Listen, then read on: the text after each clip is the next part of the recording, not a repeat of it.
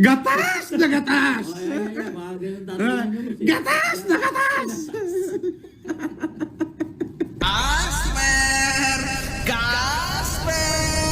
Fuck you.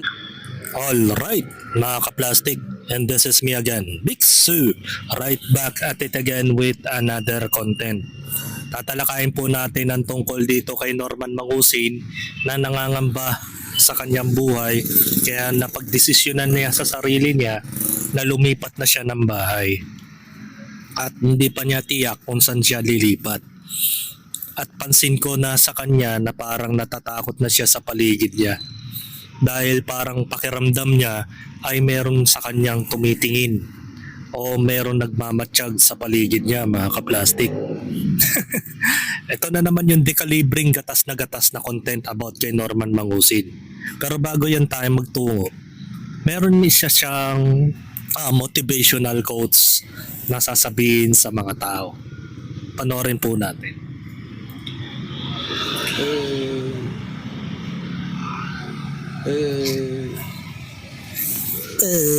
Yung mga taong inggit, ano yan may tinatawag yan, meron silang PPD. Alam mo ba yung PPD? Hindi ko alam. Personal Paranoia Disorder. Ano yun? Meron sila noon, yung personal paranoia disorder. Kumbaga, ano sila, hindi sila titigin ng kahit anong ebidensya. Ano nga ba? Dahil galit na galit sila sa'yo, naniniwala sila minsan sa sarili nilang kasinungalingan. Parang ikaw yun ah. Biruin mo yung naniniwala ka sa sarili mong kasinungalingan. Mahirap yun. Talagang mahirap yun. Talagang mahirap yun, mga ka-plastic. Isang sample na lang, eto mamaya na yan. Mahirap talagang magsinungaling. Alam mo sa sarili mong sinungaling ka, pero ginigit mo na ikaw ay nagsasabi ng totoo. Kaya meron kang disorder, mga ka-plastic. Mayroon kang PPD, Norman Mangusin. Naririnig mo ba yung sinasabi mo, Norman? Maski si makagago WhatsApp man, sinasabi niyang pinapatamaan mo ang sarili mo. Diba? Baga kung sino man yung nagsasabi ng mga bagay na yon ay siyang inilalarawan mo sa sarili mo. Isang halimbawa, ito po. Bibigay ako ng isang ito.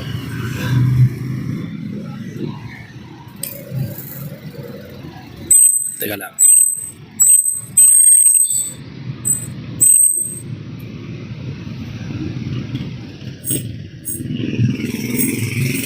Ito na. Tulad nito. Shoutout idol, kunin ko na yung reward 250k kay Food Genius. Kilala ko na kung sino si Food Genius. Nag-face reveal na siya, friend of Food Genius na page.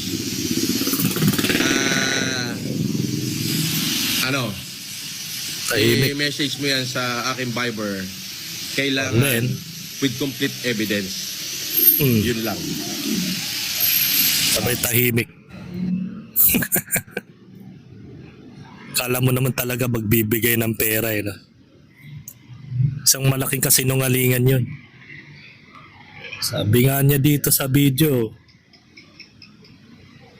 Kala mo may Kaya lang. Ito.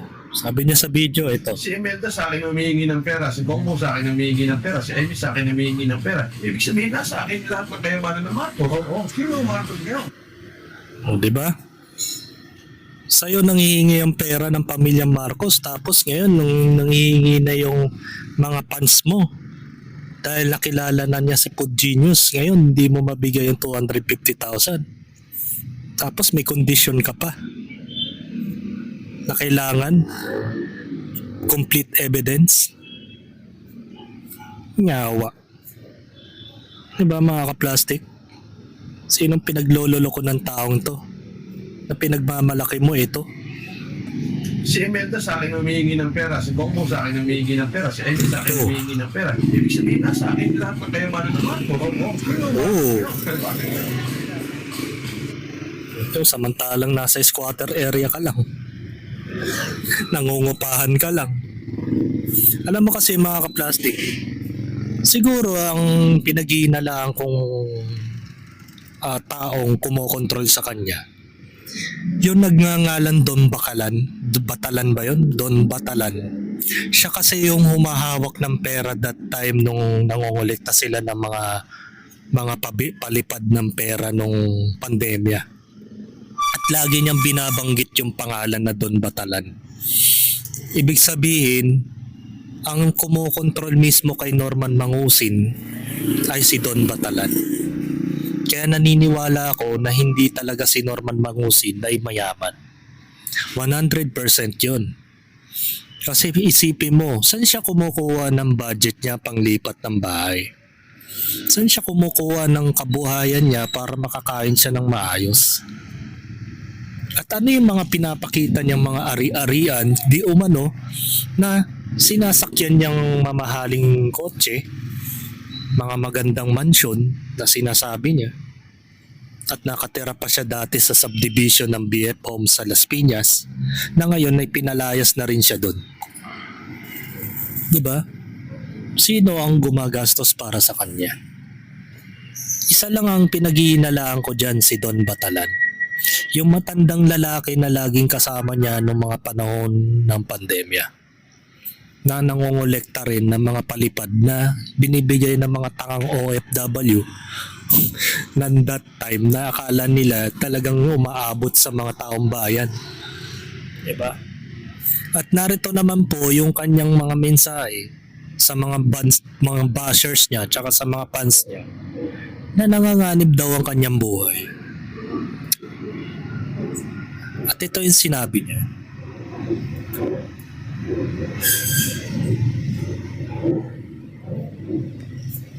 Ito.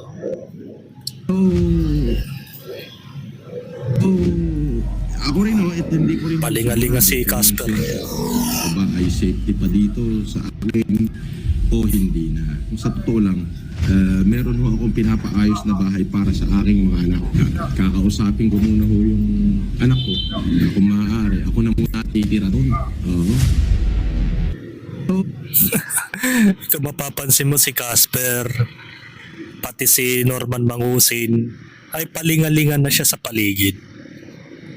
After na mangyari yung nakikita niya sa post ni Food Genius pa ka-plastic, na pinicturan siya nang hindi natin nasasabi kung sino ang nagpicture sa kanya nung araw na yun.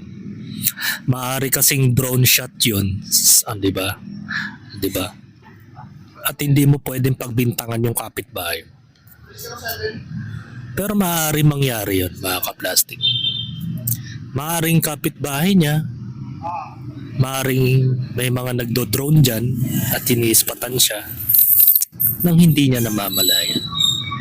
Kaya pansinin mo yung mga recent video niya, medyo nakaanggulo na po dun sa kaliwang diba? Ayan. Eto. Kaya nasa loob na siya ngayon eh. Bukas po, i-update ko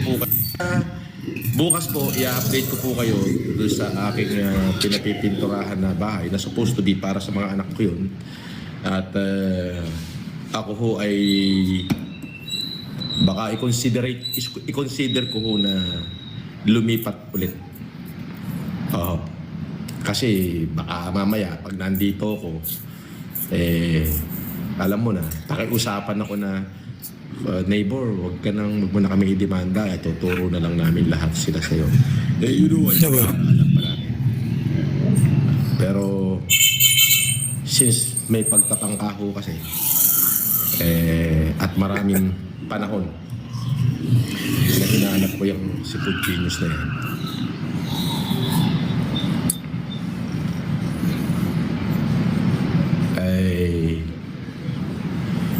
yung unang araw ko kasi naglipat ko, inalarma ko nila ako. Yun, doon mo sila nagkamali. Oo. Doon sila nagkamali. At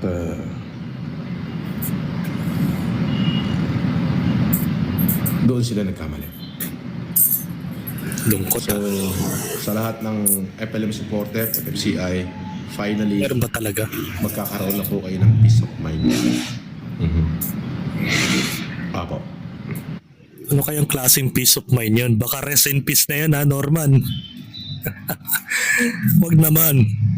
Sabi nga ng mga kalaban mo, mawawalan sila ng laruan. Diba? At sabi na rin ni Councilor Jaime Solis, ayaw ka pa niyang madedo. Ayaw ka pa niyang madisgrasya. Paiinisin ka lang muna hanggang sa maubos ka na. Diba? Yan yung exactly na sinabi ni Councilor Jaime Solis sa'yo. Dahan-dahan lang sa paglipat ng bahay. Alam mo kasi ang mali kay Francis Leo Marcos. Bakit kasi nila livestream pa niya kung saan siya nagpupunta? At bakit pa niya pinapakita ang mga bahay sa paligid niya? Na gayon ay nalalaman ng mga tao kung saan siya nakatira. Alam mo kung bakit nalalaman ng mga tao yan? Meron na kasi tayong tinatawag na Google Lens. Ang Google Lens kasi, natitrace niya yung exact image na nakikita niya sa Google.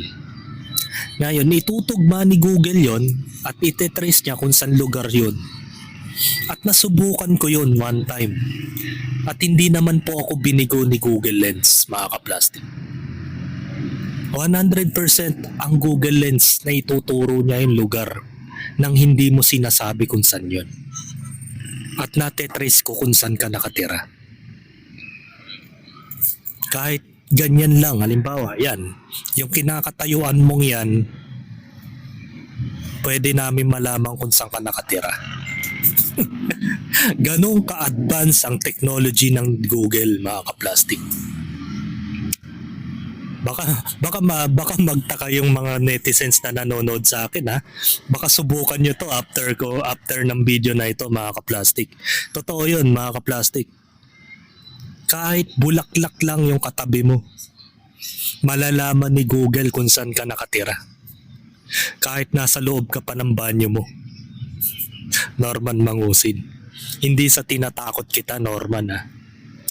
Meron talagang advanced technology ang Google. Lalo na yan. Uma-upgrade na tayo sa AI. Nalalaman natin kung saan ka nakatira. Kahit hindi mo banggitin yung lugar na pinupuntahan mo. Ganun ka-advance ang technology ng Google. Mas patindi po ako mag-imbestiga kumpara sa CIA, mga kaplastic. De, charot yun. Baga ang Google Lens talaga is 100%. Malalaman talaga nila kung saan ka nakatira. Basta image lang ng paligid makita nila. Halimbawa, itong image ko, ito yan, yung mga nasa likod kong yan, yan, yung mga nakikita mo. Matetrace agad yan ni Google kung saan ako nandito, kung saan ako napunta, kung saan akong lugar nakatambay. Kahit kayo mismo, kung pamilyar ka kung taga rito ka, malalaman mo kung saan ako ngayon And that's the technology was. And thank you to Google, mga kaplastic, na nangyayari talaga yun. Meron talagang technology na kayang i-trace. Nasubukan ko yun sa isang tao lang. Kaya nalalaman ko kung saan siya. Even sa abroad, nalalaman ko yung mga katropa ko, kaibigan ko, kahit hindi niya sinasabi, nalalaman ko kung saan siya napunta. Kung saan siya nag-abroad, kung anong lugar siya pumunta. Natitrace ko kung saan siya napupunta. Ganong kaganda ang Google Lens, mga kaplastic. Kaya kung ako sa'yo, Norman Mangusid, kapag nagbablog ka, make sure na tagong-tago ka sa lugar mo. At wag mo nang ipagmamalaki yung wag mo nang ibinablog kung saan ka napunta. At wag mo na rin i-vlog yung mga nakikita mo sa paligid mo na pineplex mo pa yung jacuzzi, pineplex mo pa yung swimming pool, pineplex mo pa yung 10 kotse di umano. Diba? Yan yung nangyayari. Kaya ngayon, tingnan mo yung mukha ni Norman Mangusid. Para ng adik. Takot na sa sarili niya. Kasi lumiliit na yung mundo niya mga kaplastik The more na nagsasabi ka ng kasinungalingan, lalong lumiliit ang mundo mo. Si Casper na lang yung sandalan mo. Ewan ko lang si Don Batalan na sinasabi nila, na sinasabi mo, Norman. Kung kaya kang ipagtanggol ng boss mo. 'Di ba? Ikaw lang ang makukulong, tandaan mo yan mga kaplastik. At hindi si Don Batalan. Kaya magbago ka na, Norman. Habang tumatagal, lumiliit na ang mundo mo. Baka nga mamaya tumira ka na lang sa bundok para hindi ka na talaga mahuli. Kasi naka-wanted ka na sa NBI at PNP. Once na magbitaw ng reward si PNP at NBI sa'yo, ibig sabihin yun, urgent to arrest ka na. Diba? Kailangan ka nang makulong.